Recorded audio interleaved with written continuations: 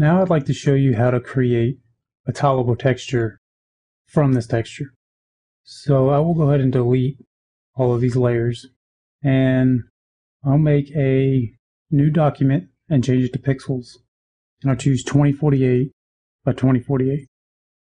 It's good to work at higher resolutions, especially with large flat textures like this. I typically work at double res, and whenever it gets in the game, you should always expect it to be down res at least once. But it's good to have the higher res in case you want to up res it for the PC. You have high settings and mid settings and low settings.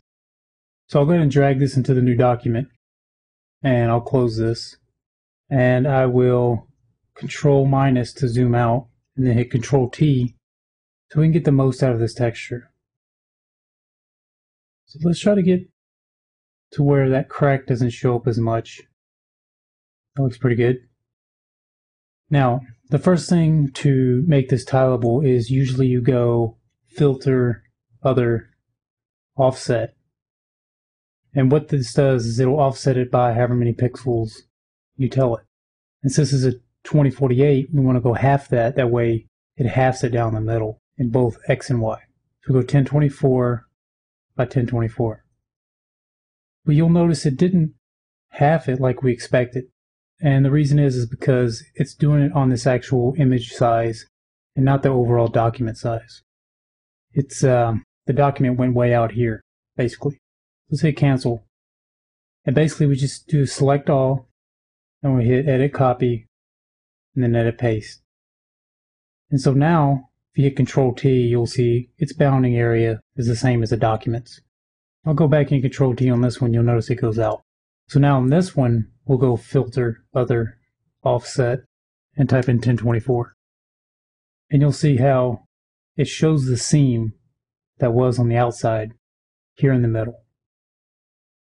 Now, one of the typical ways to get rid of the seam is to use the stamp tool and to go over here and sample areas and try to get rid of it. This process can be a little tedious, and especially with large details like this, it can be not so fun and take a long time. It's also destructive. Now, if you wanted to, you could add a new layer and then choose Current and Below or All Layers. And basically, whenever you sample over here by pressing Alt and clicking and then panning over here, it's doing it, but it's putting it on its own layer, so it's not destructive. And that's how I used to do it for a long time, but something to kind of speed things up and works pretty well is I'll go ahead and clone the original large one. And this one hasn't been offset.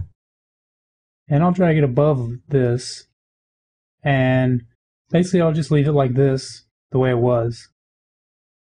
And I'll apply a mask. I'll go ahead and fill that mask with black so we're not seeing it.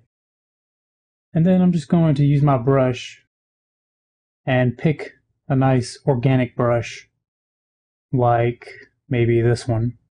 And I will start off just by getting rid of the seam as fast as possible. Alright, so now we just want to quickly touch it up to make sure there's no seam at all.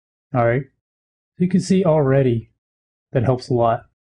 But it's kind of muddy on the edges. This brush may have not been the best. So let's try another one that's a little bit harder. Try this one.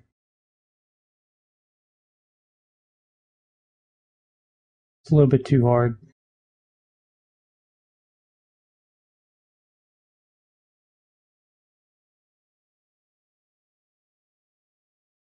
That one looks pretty nice. Let's go ahead and fill this with black again. And paint this one. You'll notice the nice hard edge. Alright, now if you use the bracket keys, you can make this brush bigger or smaller really fast. So I'll go ahead and make it smaller and reveal some more of this mask. And just try to get something that matches the details. I'll press X. Now I'll kind of bring some of the original details back. We don't want to completely overtake this image.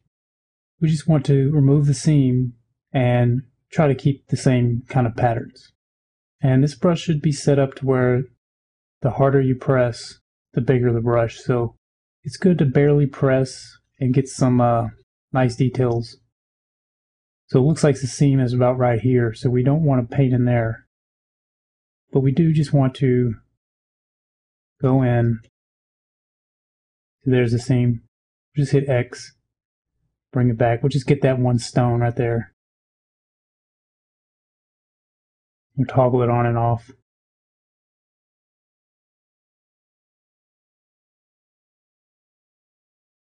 So remember, black removes the mask and white brings it back.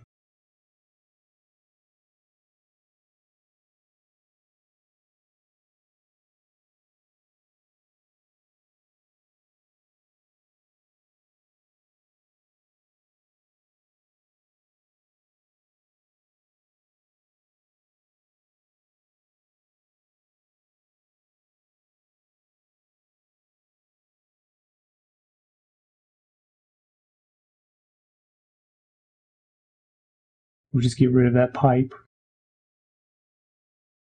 Alright, so you get something that looks pretty decent.